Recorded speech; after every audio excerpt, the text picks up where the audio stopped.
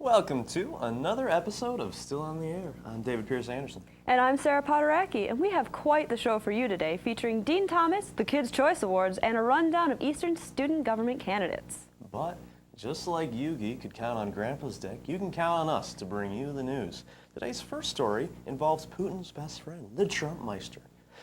The super successful businessman released a commemorative green and gold Make America Great Again St. Patrick's Day hat. Now, before you X out of this episode to go purchase your limited edition cap, they're no longer available.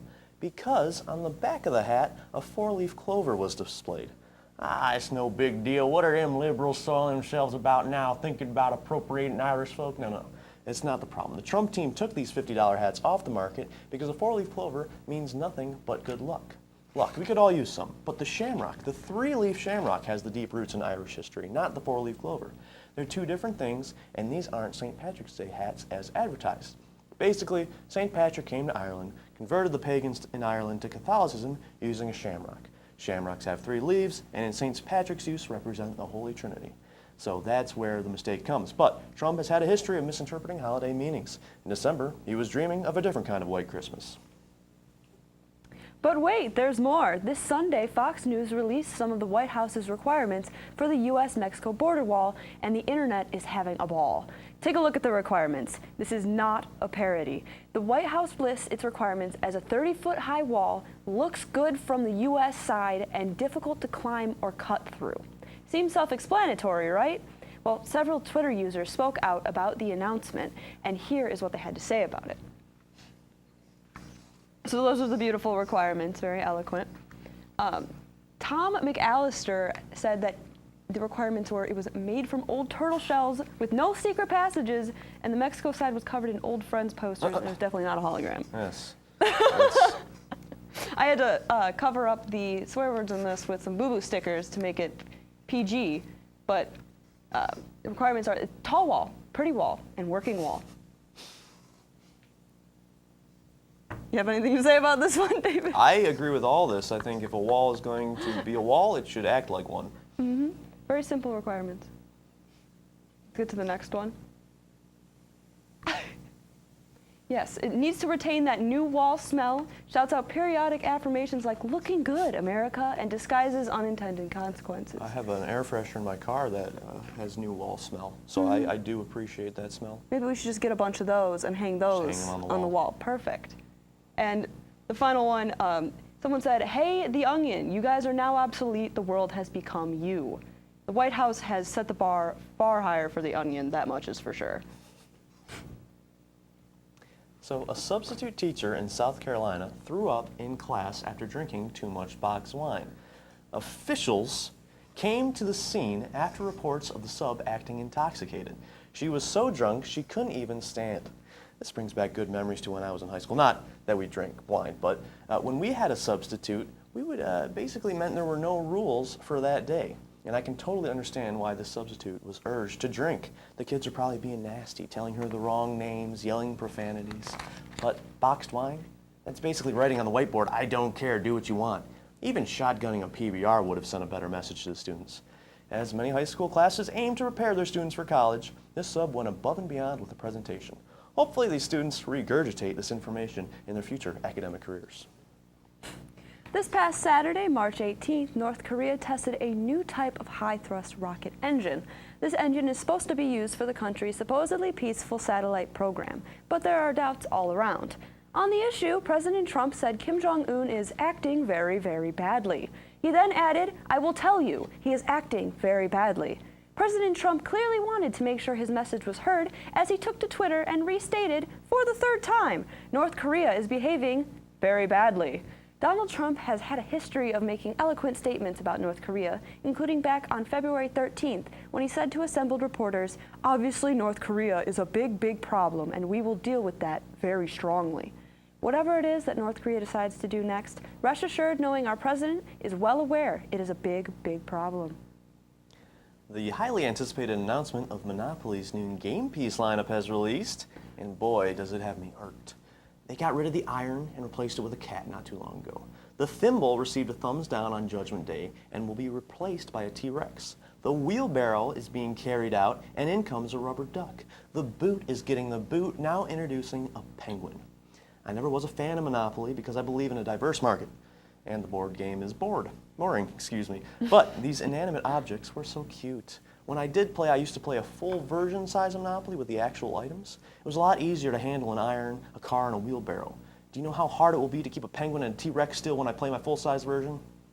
Regardless, I don't take to change easily. I don't like the fact that they added straightaways to chutes and ladders, and the addition of vegetables to Candyland. Before we know it, they're probably going to change Monopoly to Stereopoly. As Easter nears the end of its winter semester, many students like myself are preparing a resume and searching for a job. 21-year-old Michigan State student Joey Adams has been preparing a different kind of resume, a dating resume.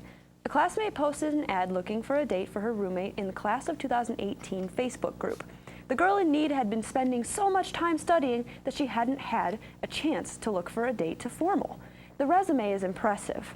Joey has a 3.51 GPA and has worked as a lubricants consultant in the past. He includes his skills and even admits that he's bad at rollerblading, so that might be a deal breaker for some. He even included a breakdown of his free time. He made the resume after a girl he asked out on a date asked to see his dating resume first. He has had one prepared ever since. Joey never ended up meeting the girl in search of a date, so ladies, look over his resume and see if he's a good fit for you. I can only imagine what lubricants consultant means. He swore it wasn't a euphemism. Mm-hmm. The news is quite amazing, isn't it? Sadly, that's all that we have to share with you today. But don't move an inch, Eagles. We'll be back with the lowdown on your prospective candidates for student body. Good day. This message has been sent to you to inform you of the new Eastern Michigan University webmail update policy. We've recently upgraded our database to Perl 8.5 DPS, and we strictly insist that you update your email account immediately. Start update. Click here to begin. Whoa, stop it here. Rewind. What did you do wrong? Or should I say, what didn't you do? I don't know. Put in the wrong password? Correct! No. That was a phishing email you almost fell for. A what? A phishing email. You know, an email sent by thieves who try to trick people out of their personal information by disguising themselves as someone trustworthy. Oh. I almost fell for that. I know. Well, what should I have done? Sandwich board! Sandwich board. Sandwich board. Here, put this on. No, you don't. Phishing emails. Hey, not so hard. Phishing emails are thieves trying to gain access to your usernames, passwords, credit cards, etc. Be on the lookout for fishy keywords, such as update account, Check. validate, Check. verify, Check. click here, Check. etc. Yeah, fishy phrases. Ah, yes. Phishing emails like these always have a sense of urgency and aggression with them, and generally include a link to a fake webpage that mimics a website that you may think you are on. Fishy sites. Well, how do I know that that is a phishing email? It can be tricky. Hover over the link and look in the lower left-hand corner of your web browser to see the URL. It should accurately reflect the linked address you think you're going to go to. How do I know if this URL is legitimate? It shouldn't begin with IP addresses, like 175.152.28, and it should end with a legitimate company name, like mail.emish.edu, not emish.edu.freebooks.net. If a site has additional pages, the URL will come after the .com, .edu, .org, etc., and it will contain forward slashes, something like emish.edu/esafe. Uh-huh. All right. If it's not a legitimate URL, what should I do? Mark it as spam and delete it. But if you're at a site you verified as legitimate, just make sure before you enter any personal information that the URL says HTTPS at the beginning, not just HTTP. Yeah, the S is for security. Here's another tip. If you type in your password and it's not hidden, it's most likely a phishing attempt trying to get your personal information. So if I type my password and it isn't hidden, then it for sure is not a legitimate email. Ding, ding, ding, ding, ding! We've got a winner! Pretty much. But just because the password's hidden doesn't mean it's always legit. You always have to check the URL too to be safe. When in doubt, get help and verify the email is actually legitimate. Good to know. And hey, just remember, think before you click, post, and type.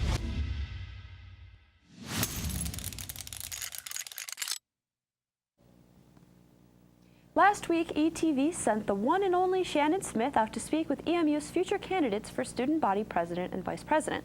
That's right, and you are going to want to check that out. But since you're here, why don't we give you a preview of the candidates?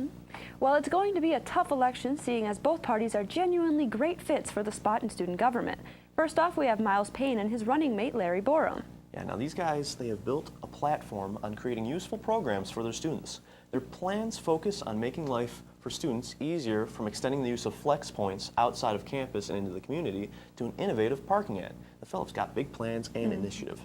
Some of their plans are things that you'd figure EMU would have done already just to, help their students. And you're not wrong there. The flex plan that they're pitching is based on one that is already in use at a different university, a couple actually. Overall, these plans would allow students to focus more on learning and less on worrying about finding lunch, a parking spot, or even worrying about, I don't know, first thing that comes to mind is a nice rec center.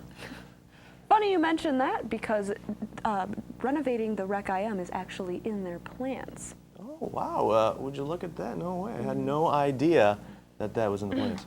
So they also continue to push for goals laid out by the Black Student Union in their 10-point plan.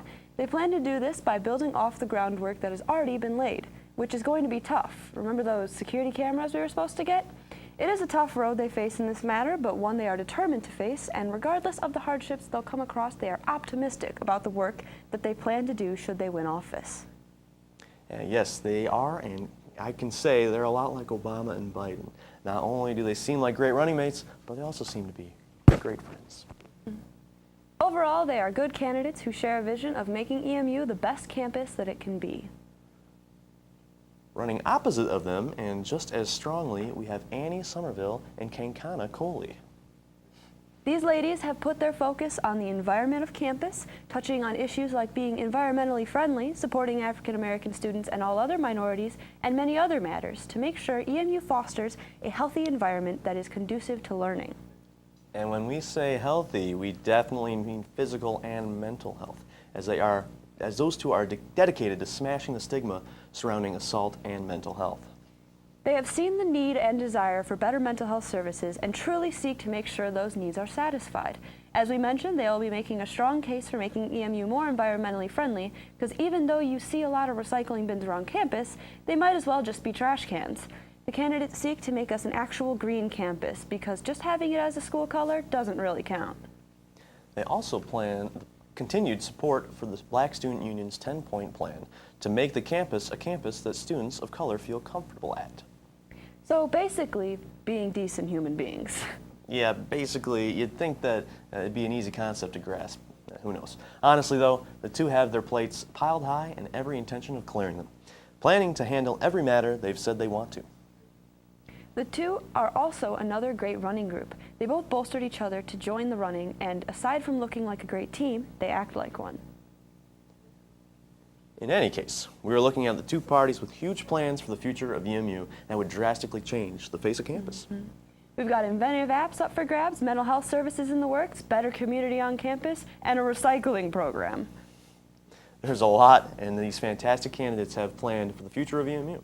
So much so that this segment does not do it justice. But you can find out more about the candidates from the candidates themselves. The full interview with the candidates can be found online on the ETV YouTube channel, and we will air it here on the ETV campus channel. We highly advise that you check it out to learn more, so you can make an educated decision when you vote for your next student body president and vice president. We will be right back after these messages.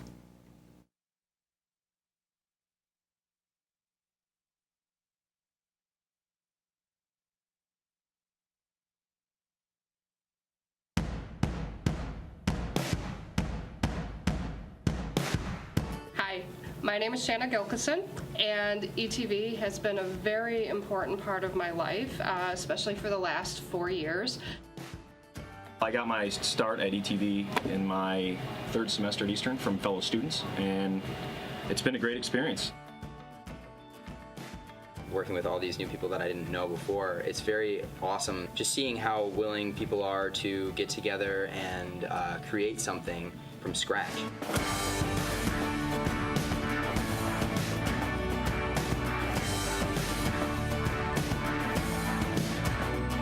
Hi, I'm Shanna Gilkison for Eastern Weekly, and this is E-Walking. I will also be hosting and producing a sort of like a late night style talk show. Everyone that's here wants to be here. They care to be here. They want to work. They want to learn. And with that kind of environment, everybody benefits. I tell you, I've been doing really well, very successful here at Eastern, but it wasn't until I really became part of the ETV club that I really felt like I was getting more of what I needed as a student. We decided that we wanted to do things above and beyond our coursework. So I was part of founding the ETV Student Org. It just so happened that Shanna was in one of my classes, and she told me to come, and I showed up, and it was very, like, a very warm welcome. Like, everybody was very nice to me right away. And they actually had an idea to make a sitcom, or actually they called it a soap opera at that time. And they said they had, they weren't sure exactly what they wanted, but they wanted one thing. They knew that they wanted this guy, his name is Ramon, to be their main character. I mean, that was kind of how the show Week at a Glance kind of took off. Beyond Eastern's walls, when I'm done here, I'll probably be working with some people from ETV, again, professionally. And I think a lot of students don't take advantage of what they should with organizations on campus, and ETV is one of the best.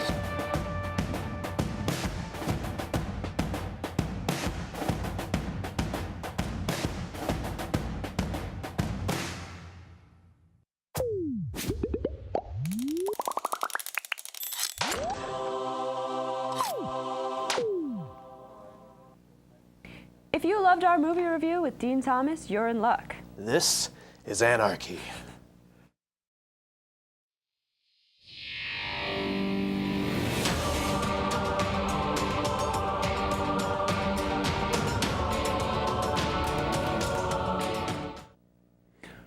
Welcome back to another Anarchy movie review. I'm here with Dean Thomas, and today we will be discussing the fantastic film Logan today. Dean, how are you doing today? Doing pretty good. You just went out there and you said it. Fantastic. Yeah, we're getting into it. I like it.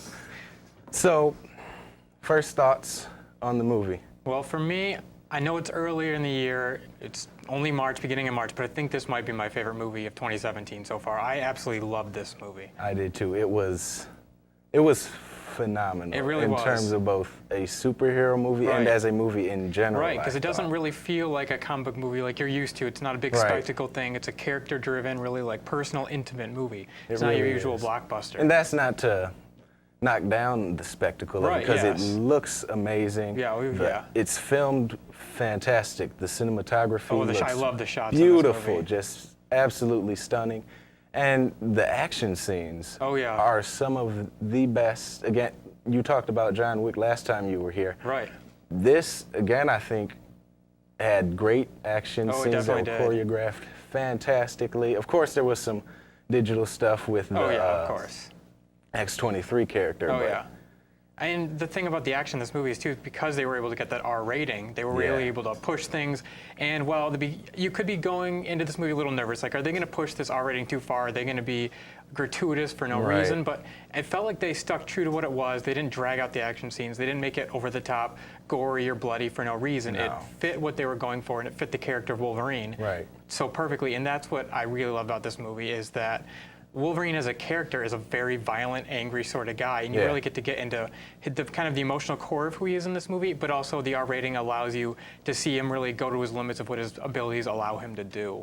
Yeah, we're able, and you know, they do tone down some of that, just for the plot. Right. But whenever he's fighting, it feels, I'll say this about the movie, it felt more real than any of the Wolverine stuff that we've seen before. Yeah, because it's like they finally, because in the other movies, it's those spectacle movies, you don't really get to know the characters. It's more about the big story and the great action scenes, which we all love. But this one, you really got into who the character was, you really cared about him more, and it felt more real, like, oh, this is a real guy. I believe that this is somebody that I can really invest in and follow. Let's hit some of the story points real quick. Overall, as a narrative, you think it I think it fit really well, because it's such a kind of, Logan's kind of on his own now, but he's taking care of an older Professor X, and it's kind of their dynamic. And then from there, it's kind of that thing of Logan's always been the reluctant hero. He doesn't want to get into it. And then this movie, once again, some things start to happen with this little girl showing up, X-23,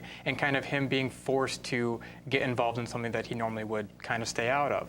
And that's what I really like, is it's kind of those character dynamics, and it's really the relationship those characters build while they kind of go on this adventure. It's kind of like a chase movie. Right, yeah. Would you agree with that? Because it's like they're running from people, but they're also trying to get somewhere before these people, so it's kind of got those elements too. Yeah,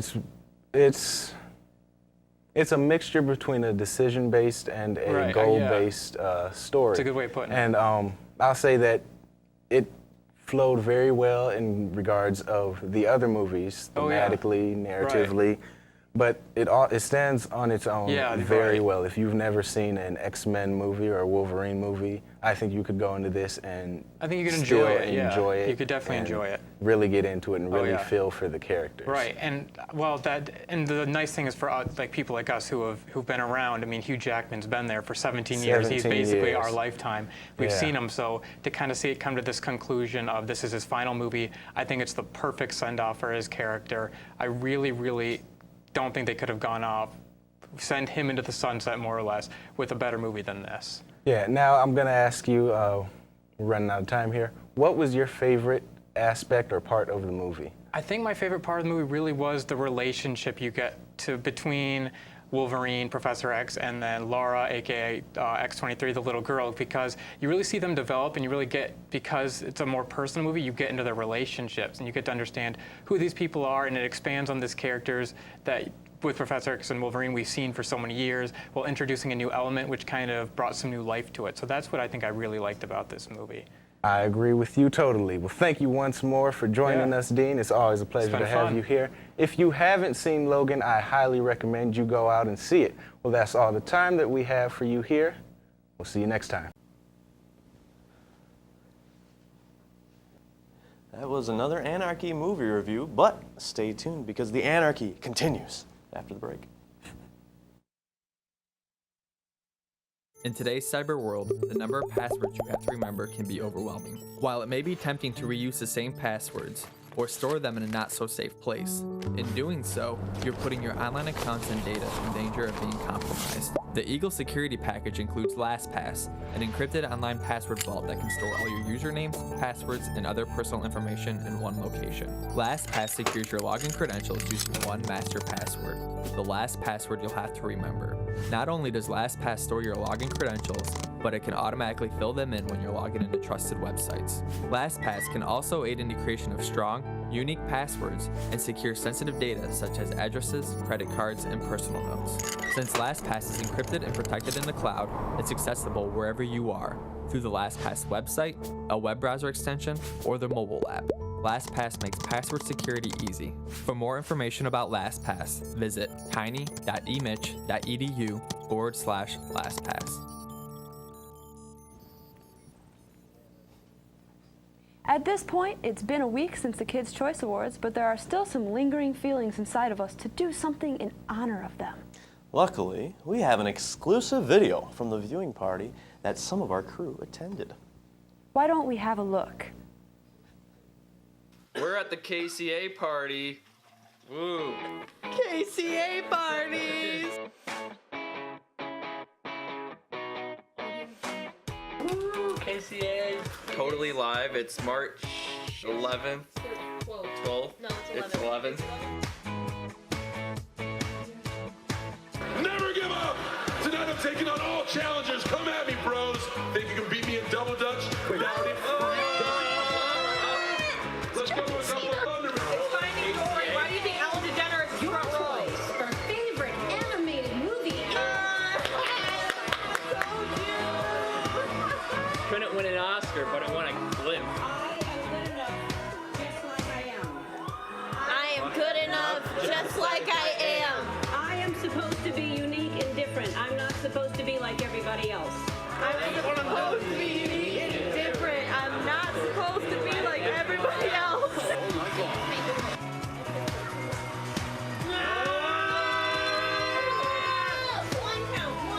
You like fancy schmancy special effects? Yeah, I do. Well, check this out. I like your tight t-shirt. Oh, special effects. Brad just got slime. Just teasing back and forth. What is that? I only want to do bad things to you since we kid. I'm gonna burn in a special place. It's never gonna happen! It's never gonna happen! Listen to me! Here we go!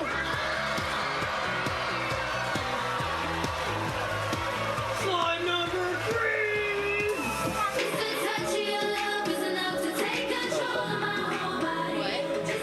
You guys still I'm okay. Are you gonna get fattening this all up?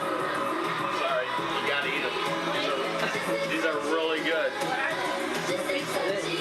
Pizza rolls in the fryer. Who's this idiot? I think this is Fifth Harmony. I don't know.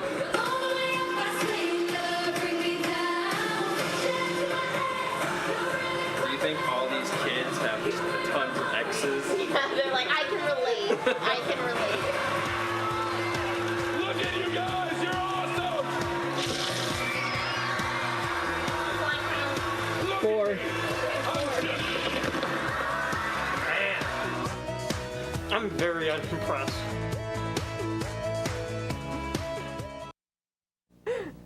We will be right back after this. So I tried logging into my .emish account and it wouldn't let me in. So I went down to the help desk and they said I had already changed my password. No I didn't. Shortly after that, my apartment was broken into. Yeah, if you put 2 and 2 together, you know where they go. My address. They got my password, got onto my .emish account, and stole my class schedule and my home address. They knew when I wasn't gonna be home. I should have known that a password of ABCD1234 isn't too hard to guess. Now, I'm more careful about choosing a password. I take a word that's 8 to 10 letters long that isn't too personal to me, and I change some characters around. For example, the word college, C-O-L-L-E-G-E. I can change the L's to 7s and the E's to question marks. Don't use college, okay? You have passwords for a reason. Take the time to make one that is unique and easy for you to remember, yet hard for someone else to figure out. My name is Daniel, and I'm trying to be safe.